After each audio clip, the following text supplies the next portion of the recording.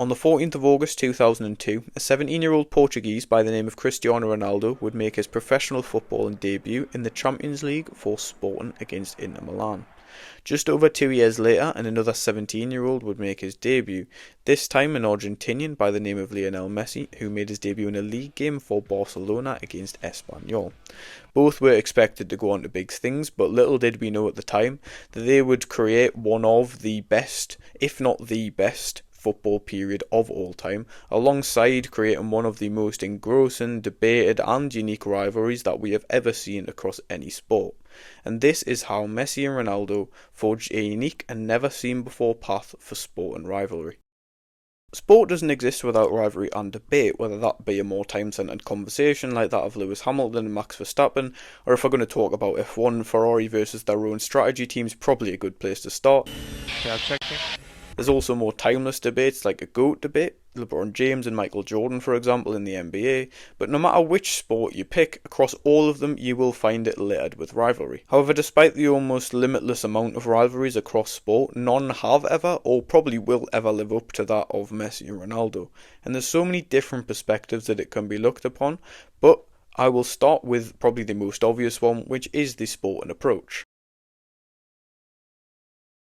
So the main talking point that I think sets them apart and creates that unique path that we're going to talk about is that they fall simultaneously into both of the previously mentioned categories, and they're probably the only example that does so. And what I mean by that is that they have both existed simultaneously across a 20 plus year time period where they have dominated and faced up football, but at the same time they both fall into the GOAT debate and are probably in most minds the two greatest players of all time. And I'll be honest, if you don't consider them two greatest players of all time, then I would argue maybe football isn't for you, unless you're an old head and you like Maradona and Pele, but that's a conversation for a different day. I think it's important to note as well that with existing across the same time period, but also facing each other directly so many times within that, the fact that neither has been diminished in stature or regard by the other's success is almost unheard of really. To see a team sport often defined by two individuals as if it's a single person discipline is mind-blowingly infrequent, not to mention the fact that they're both such polarising figures in both the way they express themselves on the pitch, but also the way they carry themselves off it as well. And in fact, I think that's one of the main factors that kind of sets them apart, because with their play styles being so unique, it basically comes down to who you prefer, despite that obviously most of the time not being accepted by the other side of the divide, but it is essentially just an eye test, and who you like to watch is who you will prefer. I think football as a sport inherently allows there to be more freedom anyway between the players and kind of lets them express themselves in whichever way they want, and I think time and time again that has been shown in the fact that there isn't necessarily a specific set of attributes that means you are going to go all the way to the top. And at the same time, I think this freedom that football allows also has kind of made that debate between Messi and Ronaldo so split, because there's so many factors to take into account within football. I would argue more so than in any other sport. Come at me if you don't agree. And it is weird because despite them both having some of the same strength, a lot of their attributes fall into the same categories. The way they apply their trade and the methodology and technique that each of them uses is so different that once again it kind of comes down to partiality which one you choose than anything else. And I suppose then the most effective way of deciphering who is best would probably come down to the statistics, but I have them here. Messi's got 840 goals and 375 assists in 1,072 games. Ronaldo's got 902 goals and 254 assists in 1,239 games at the time of recording. And I mean, if that doesn't make you believe in aliens, then I don't know what will, to be honest. And when you see such otherworldly statistics, they kind of become redundant in my opinion, not for want of diminishing achievement or anything of the sort, but the fact that both of them have such unbelievable statistics that we have never seen before. How on earth are you supposed to pick them apart from that metric? It just wouldn't make sense to separate them through that. And again, this brings us back to the uniqueness and, in a sporting sense, the overwhelming amount of greatness that radiates from both sides of the debate is what breeds its originality and kind of makes it like no other. And I'll be honest, if I haven't justified how unique they are in a sporting sense through what I've just said there, then just go and watch some highlights and you will see exactly what I mean. There is no other footballers like them, I'm telling you that now. But it isn't only the on-pitch discussion which is interesting here. In fact, the off-pitch influence is arguably just as important when it comes to this debate.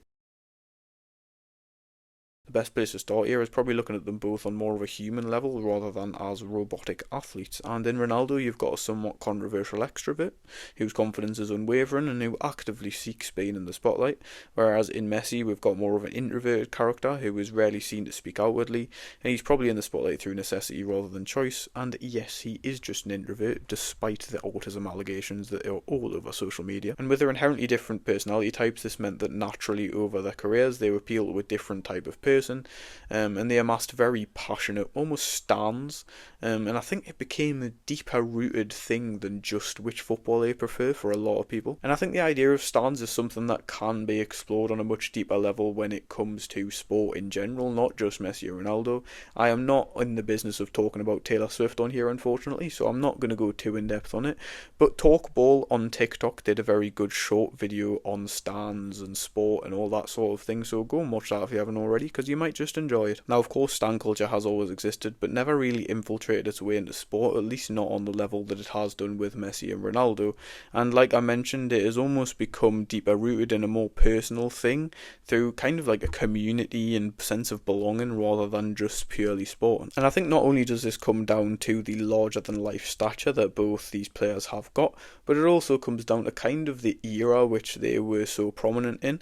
In Gen Z, more than any other, we've seen an individualistic nature in terms of wanting to have your own identity and wanting to attach your flag to something. And I think Messi and Ronaldo really mark the idyllic figures in which that people were able to do that. So it kind of gave people that sense of identity and that sense of almost belonging to a community, like I said. And if you think now more than ever, whether it be fashion, music, or sports people, idols, musicians, whatever you want it to be, people now really like to attach their flag to something. They almost, in some ways, make it their personality, and I think that's kind of what happened with Messi and Ronaldo, and has become definitely more prominent in all of sport, not just with those two. And when you combine both of these mentioned areas into one argument, that's really when you start getting the full effect of just how unique they both are individually, but also as a rivalry as well. And for all the reasons I've talked about, I think that although we do kind of have a sense now of how lucky we are to have lived through the generation of Messi and Ronaldo in such a monumental rivalry, it probably won't be really fully appreciated to the extent it should be until a few more generational cycles of footballers have gone by. Both because the likelihood that anybody will ever fill that void properly is almost zero, especially when you think about the efforts made to mould Mbappe and Haaland into a similar sort of debate, and because there will inevitably become a point where Messi and Ronaldo are viewed in a similar way to that of Maradona and Pele,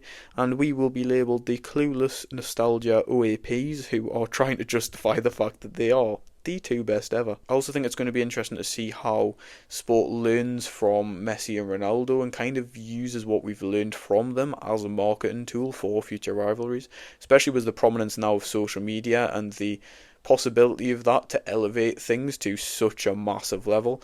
I think what we've already learnt with Messi and Ronaldo and how you can kind of push that on and make them brands rather than just athletes, I think that's going to be really interesting to see how any future rivalries are pushed. So to conclude, Messi and Ronaldo are absolutely massive and extremely unique. They've broke down so many barriers for sport, connecting it to the wider world in both the present and also I think that's to come in the future too, both in a sporting sense, being the two greatest sportsmen of all time, and the societal influence as well, which is far greater under the surface level than I think anybody would really realise before doing some research on it. And so, having said all that, that is how Messi and Ronaldo have forged a unique path for sport and rivalry.